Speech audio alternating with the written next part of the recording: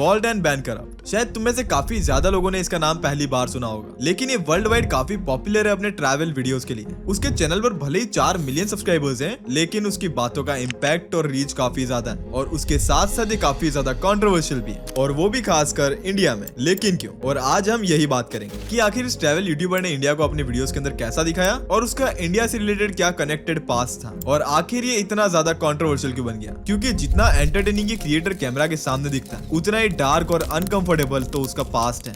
Bold का असली नाम है बेंजामिन रिच, और इसने अपने YouTube करियर की शुरुआत इंडिया से ही की थी, वो भी 2018 में, जहां पर शुरुआत से इसके अंदर एक चीज नोटिस करने वाली थी कि बॉल्ड एंड बैन करप्ट चाहे दुनिया के किसी भी कोने में क्यों न चला जाए, इसकी हमेशा पहली नजर वुमेन पर ही जाती थी। जैसे तुम इसका पहला वीडियो देखो जिसका टाइटल था I love India's police women, और जितना तुम्हें टाइटल पढ़ के क्रीपी साउंड कर रहा है, ये एक्चुअल में उतना ही क्रीपी वीडियो था, जहां पर 3.5 मिनट तक फीमेल ट्रैफिक कॉप्स के बारे में रोमांटिक और तरीके से बोलता है। Indian traffic cops, and they were beautiful, with their neatly pressed, figure-hugging uniforms and blue caps beneath which they wore their hair in immaculate hairdos. I stayed in the city an extra day for no other reason than to gaze upon them. और इसीलिए इस video के अंदर काफी लोगों ने comment कर रखे हैं कि ये वीडियो काफी ज्यादा वियर्ड साउंड कर रहा है, और ऐसा सिर्फ इसकी 1-2 वीडियो के अंदर नहीं है, बल्कि इसने ऐसा कई बार कर रखा है, जिसके बारे में हम आगे बात करने वाले हैं। फिर बेंजामिन ने इंडिया से रिलेटेड और भी सारे वीडियोस बनाए, यहाँ के कल्चर की बात करते हुए, यहाँ की शॉकिंग चीजों के बारे में बात करते हुए, और ये शुरुआत से अपने वीडियोस के अंदर काफी ज्यादा कंट्रोवर्शियल टेक्स रखता था, खासकर इंडिया के बारे में।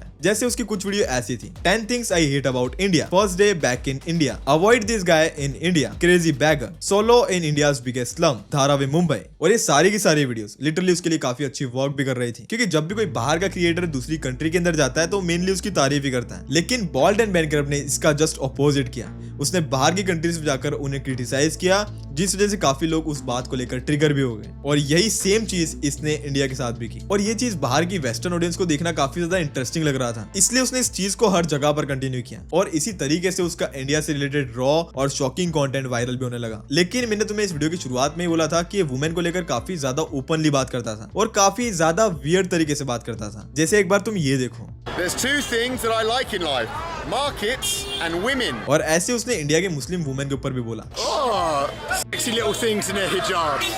I'm a little bit scared to flirt. Might get lynched. I do like a woman in a hijab. Is the hijab one when you just see the eyes? It's very sexy when you just see the eyes. Leaves a lot to the imagination. You start imagining what's under the rest of it. ये video साफ साफ दिखाते हैं कि वो women को किस तरीके से ऑब्जेक्टिफाई करता है, और ये प्राउडली इस चीज को इस तरीके से जस्टिफाई करता है कि भाई मेल थिंकिंग तो ऐसी ही है। और यहाँ तक कि जब इसने इंडिया में कंटेंट बनाना शुरू किया था, तब ये काफी ज्यादा प्रिटेंड करता था कि स्पिरिचुअली इंडिया के गॉड्स को लेकर। पर इंडिया पर बात करने से पहले ये बात कर लेते कि आखिर बेंजामिन इतना ज्यादा कंट्रोवर्शियल क्यों है। तुमने शायद बॉल्ड एंड बैन करप्ट के नाम पर फोकस नहीं किया कि आखिर इसने अपना नाम बॉल्ड एंड बैन करप्ट क्यों रखा, और जिसमें तुम्हें ये तो पता लग गया होगा कि उसने बॉल्ड क्यों रखा, क्योंकि वो गंजा है, लेकिन उसने अपने नाम के अंदर बैंक करप्ट क्यों रखा। वेल, बेंजामिन यूके के अंदर एक बिजनेसमैन था, और उसका बिजनेस यूके के अंदर फेल हो गया था, और जिस वजह से उसके लोन्स वहां पर बढ़ते गए, और यहाँ तक कि उसके ऊपर काफी ज्यादा ये भी एलिगेशन है कि उसने 30,000 पाउंड्स, जो कि इंडियन रुपीस में 31 लाख रुपीस होता है, इतने का उसने क्रेडिट कार्ड फ्रॉड किया था। और ये इन्फॉर्मेशन एक एलिजेड फोरम कन्फेशन से आती है। और अगर तुम्हें ये नहीं पता कि ऑनलाइन फोरम क्या होता है, देन मैं तुम्हें बता देता हूँ। तुम ऐसा मान लो कि ऑनलाइन फोरम एक ऐसी वेबसाइट होती है जहां पर लोग अपनी कहानियों को और अपने एक्सपीरियंसेस को एकदम एनोनिमस तरीके से शेयर करते हैं। और वहीं पर एक यूजर था जिसका नाम था द फैंटासिस्ट। उसने अपने फोरम के अंदर ये लिखा था, मेरे ऊपर 30,000 पाउंड का क्रेडिट कार्ड और बैंक लोन का कर्जा था, जो कि अगर इंडियन रुपीस में देखा जाए तो 31.5 लाख रुपीस होता है, और वो मैं पे नहीं कर सकता था, इसलिए मैंने अपना सरनेम चेंज किया और वो कंट्री छोड़ दी। बॉल्ड एंड बैन करप्ट का पहले असली नाम बेंजामिन रिच स्विफ्ट था, लेकिन उसके साथ जब ये इंसिडेंट हुआ, देन उसने अपना नाम सिर्फ बेंजामिन रिच कर दिया, और फिर उसने इसी नाम के साथ ट्रैवल करना शुरू कर दिया। अभी तक हमें इस स्टोरी से ये तो पता लग गया कि ब्लाइंड ट्रस्ट हमेशा सही नहीं होता, और इंटरनेट पर हम चीजों को देखकर तो एकदम सही मान लेते हैं, लेकिन जब बात होती है रियल लाइफ में डिसीजन लेने की, जैसे कि कार खरीदना, तो वहां पर सिर्फ शब्दों से काम नहीं चलता, क्योंकि हम सबका यही डर होता है कि उस गाड़ी के अंदर कोई हिडन प्रॉब्लम तो नहीं होगी, बाद में हमें कोई सपोर्ट मिलेगा या फिर नहीं। और यही सारी प्रॉब्लम्स को सॉल्व करता है कार्स 24। जब आप कार्स 24 से कोई प्री ओन कार बाय करते हो, तो सिर्फ आपको एक कार नहीं मिलती, बल्कि आपके दिमाग को भी शांति मिलती है, क्योंकि यहाँ पर हर कार के ऊपर 300 से भी ज्यादा इंस्पेक्शन चेक्स होते हैं, ताकि आपको एग्जैक्टली ये पता हो कि आपकी गाड़ी की कंडीशन कैसी है। और अगर आप फिर भी सेटिस्फाइड नहीं हो, देन आपको वहां पर 30 डेज का रिटर्न ऑप्शन भी मिलता है। और सिर्फ यही नहीं, कार्स 24 के साथ आती है लाइफ टाइम वारंटी और पोस्ट परचेज सपोर्ट भी, और जो कि नॉर्मली यूज्ड कार के अंदर मिसिंग होता है। मतलब ऐसे डिसीजन कोई इमोशनल नहीं होते, बल्कि वेरीफाइड, ट्रांसपेरेंट और सेफ होते हैं। और इसीलिए जब बात हो फैमिली की, सेविंग्स की और डेली यूज की, देन तुम्हें भाई बिल्कुल भी टेंशन नहीं लेनी है। बस तुम्हें शांत रहना है और तुम्हें एक स्मार्ट डिसीजन लेना है। और इसीलिए आज के टाइम पर काफी ज्यादा लोग Cars24 जैसे ट्रस्टेड प्लेटफॉर्म पर भरोसा करते हैं। अगर तुम भी कोई ऐसा स्मार्ट डिसीजन लेने का सोच रहे हो, देन Cars24 को चेकआउट करना बिल्कुल भी मत भूलना, तुम्हें लिंक डिस्क्रिप्शन में मिल जाएगी। और फिर 2018 के अंदर उसके एक दोस्त हैरल बोल्डर ने उसे ये बोला कि तू यूट्यूब शुरू कर, और उसने फिर यूट्यूब शुरू किया और उसने अपने पहले ट्रैवल डेस्टिनेशन इंडिया रखी। फिर उसने धीरे धीरे करके वीडियोस बनाना शुरू की। फिर 2019 में वो रशिया शिफ्ट हो गया। अगर उस टाइम पर तुम उसके चैनल को देखोगे, देन उसका चैनल उस टाइम पर काफी ज्यादा एक्सप्लोर हो गया था, क्योंकि वहां पर वो सोवियत एरा के बिल्डिंग्स को एक्सप्लोर कर रहा था, वहां के पुराने शहर और वहां के लोकल लोगों के साथ कई सारे एडवेंचर्स कर रहा था। और ये सारी चीजें देखने में काफी ज्यादा यूनिक लग रही थी और काफी ज्यादा इंटरेस्टिंग लग रही थी। और यहाँ तक कि उसकी वीडियोस के अंदर उसकी एक बेलारूसियन गर्लफ्रेंड भी होती थी जिसका नाम एलेना था। और वहां पर उसके साथ सारी चीजें एकदम परफेक्ट ही जा रही थी, लेकिन उसके साथ साथ उसे प्रॉब्लम्स आना शुरू हो गई। जैसे जब वो अपनी एक ट्रेन जर्नी वाली वीडियो को रिकॉर्ड कर रहा था, तब बॉल्ड ने एक चेचन वुमेन को कैजुअली चिक बोल दिया। Hopefully at some point in the night at some stop a Chechen chick turns up and shares my compartment with me. Oh, salam alaikum, sister. Would you like a glass of Baltica 7 with me? और चेचनिया में word बहुत ज्यादा disrespectful है, और जिसका result ये हुआ कि चेचन अथॉरिटीज ने बॉल्ड को वहां पर ही डिटेन कर लिया और उसे कैमरा के सामने पब्लिक अपॉलॉजी मंगवाई। और ये तो पहला इंसिडेंट था जहां पर रशियन अथॉरिटीज ने उसके साथ ये सब किया था। और कंट्रोवर्सीज यहीं पर नहीं रुकती। 2022 में बोल्ड कजाकिस्तान में एक abandoned Soviet space shuttle base में घुस जाता है, और ये एक रिस्ट्रिक्टेड एरिया था जहां पर कोई भी नहीं जा सकता, और यहाँ तक कि मिलिट्री जोन था, और इसीलिए वहां पर उसे एस्केप करने से पहले पकड़ लिया गया। वहां की एफएसबी ने उससे इंटरोगेशन की, और ये पूरा के पूरा इंसिडेंट इंटरनेशनल न्यूज बन गया था। फिर बाद में बॉल्ड को कुछ टाइम बाद छोड़ दिया गया, एक छोटा सा फाइन लगा के, पर उस टाइम पर उसकी इमेज को काफी ज्यादा डैमेज हो चुका था, क्योंकि उसके बाद से अथॉरिटीज की नजर उसके ऊपर हमेशा बनी रहती थी। और कुछ ही महीनों के बाद 1 सितंबर 2022 को बॉल्ड एक और वीडियो अपलोड करता है, द जर्नी इज ओवर, जिसमें उसने बताया कि I am banned from Russia. और उसका बैन का रीजन कोई सिंपल साधारण नहीं था, बल्कि उसने कहा भी कुछ ऐसा किया था। जैसे पहले तो उसने व्लादिमीर पुतिन को क्रेजी बोल दिया था, और दूसरा वो ओपनली यूक्रेन को सपोर्ट कर रहा था रशिया में बैठ के, जिसके लिए रशियन गवर्नमेंट ने उसके ऊपर आर्म फोर्सेस को डिस्क्रेडिट करने का चार्ज लगा दिया। और ये एक ऐसा क्राइम है जो कि रशिया में 15 साल की जेल तक ले जा सकता है। लेकिन इसके बाद रशिया की अथॉरिटीज ने बॉल्ड को छोड़ दिया, लेकिन उसके वहां पर सारे सोवियत एरा के एडवेंचर्स खत्म हो गए। लेकिन इसके साथ साथ एलेना, जो कि बॉल्ड की गर्लफ्रेंड थी, वो भी उसकी वीडियोस के अंदर दिखाई देना बंद हो गई। और इसके बारे में बॉल्ड ने अपनी वीडियोस के अंदर कभी बताया ही नहीं, ना अपनी ऑडियंस के साथ ये बात शेयर की कि उसके साथ ब्रेकअप क्यों हुआ और क्या कारण था। बस रशिया बैन के बाद बॉल्ड एकदम अकेला ही ट्रैवल कर रहा था। लेकिन फिर बॉल्ड एंड बैन करप्ट का एक काफी ज्यादा इमोशनल आर्क शुरू हुआ, जो कि ऑडियंस के लिए भी काफी ज्यादा होलसम सा था। बॉल्ड एक ऐसे गांव में जाता है जो कि बिल्कुल ही खाली हो चुका है, वहां पर बिल्कुल इलेक्ट्रिसिटी भी नहीं है, और वहां पर उसे एक आदमी मिलता है जिसका नाम था कोलिया। और वो आदमी एकदम गरीब और शराबी रहता है, जिसके साथ बेंजामिन ने अपने चैनल पर 6 वीडियोस अपलोड किए। और ये दोनों का बॉन्ड काफी ज्यादा इमोशनल था और लोगों को काफी ज्यादा अच्छा लग रहा था। और यहाँ तक कि उसकी वीडियोस को देखने के बाद लोग यही सोच रहे थे कि बॉल्ड शायद इसकी मदद करेगा और शायद इसकी लाइफ बचा रहा है वो। और बॉल्ड ने एग्जैक्टली ऐसा ही किया। उसने बोला कि वो कोलिया के नाम पर एक टी शर्ट कैंपेन शुरू करेगा, और उससे जो भी प्रॉफिट जनरेट होगा वो उसे कोलिया को देगा। फैंस तो भाई उसको सपोर्ट करने लगे कि भाई ये तो बहुत बढ़िया नेक काम कर रहा है, और इसी कारण से उसकी टी शर्ट्स भी बिकने लगी।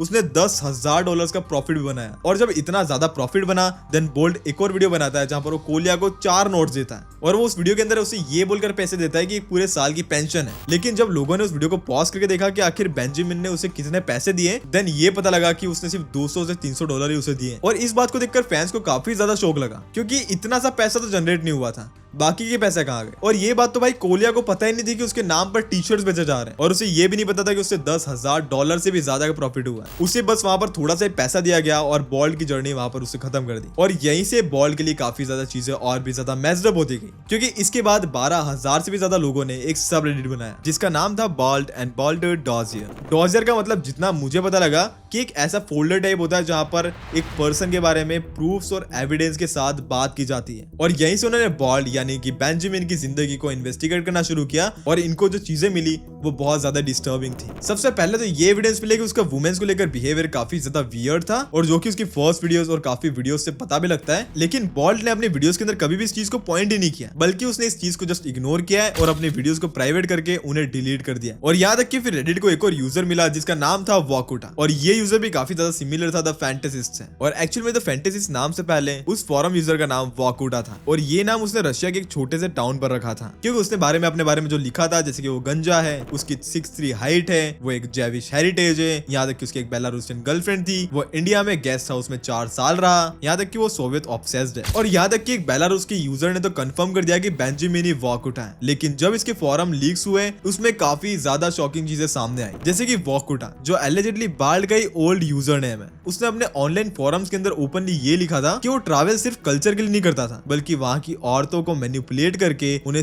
करने के लिए करता था। और यहाँ तक कि उस फोरम के अंदर वो अपनी स्टोरीज भी बताता है कि वो कैसे लोगों का ट्रस्ट जीतता था। जैसे सबसे पहले वो कोई भी गांव या टाउन में जाता था और वहाँ के लोकल आदमी और औरतों का जो कि बड़े होते थे उनसे दोस्ती करता था, उनसे अच्छे से बातें करता, उन्हें रेस्पेक्ट दिखाता, फिर वो उनको अपनी फेक रिच लाइफस्टाइल दिखाता था। जैसे उसके पास कई सारे होटल्स हैं महंगे महंगे, उसके पास एक प्राइवेट जेट है खुद का, और यहाँ तक कि उसके पास कई महंगी महंगी गाड़ियां भी हैं, ताकि लोग ये सोचे कि वो एक अमीर आदमी है या फिर एक अमीर बिजनेसमैन है और उससे लोग अट्रैक्ट हो जाए। तो वहाँ पर लोकल लोग उससे इंप्रेस हो जाते हैं और वो खुद ही वहाँ की यंग वुमेन को बताने लगते हैं कि शहर में एक रिच फॉरेनर आया है। और फिर उस फोरम में ये लिखा हुआ है कि अगली शाम तक मैं उन बड़े लोगों को साइड कर देता और सीधा लड़कियों पर फोकस करता। और इस टेक्निक को उसने एक नाम दिया, द स्प्लेंडर टेक्निक। यहाँ तक कि एंड्रू टेट को भी हमेशा खुलेआम सपोर्ट करता था, क्योंकि वो हमेशा वुमेन्स के अगेंस्ट स्टेटमेंट्स पास करता था। वो मिसोजिनिस्ट माइंडसेट का आदमी था जो कि पैसा डोमिनेंस की बात करता है, और यही आइडियोलॉजी बॉल्ड की भी थी। इसलिए उसने उस टाइम पे एक कम्युनिटी पोस्ट भी किया था, स्ट्रॉन्ग मैन को सोसाइटी साइलेंस कर देती है, I rather hang out with Andrew and Christian Tate. और इस पोस्ट के बाद ये सारी चीजें उसको लिटरली बैकफायर कर गई, क्योंकि लिटरली फैंस उसके अगेंस्ट हो गए थे।